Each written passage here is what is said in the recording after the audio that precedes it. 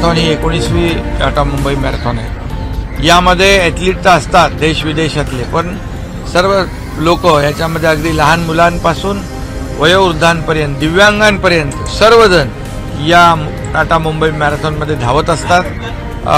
खरं म्हणजे एक मुंबईचं आकर्षण आहे।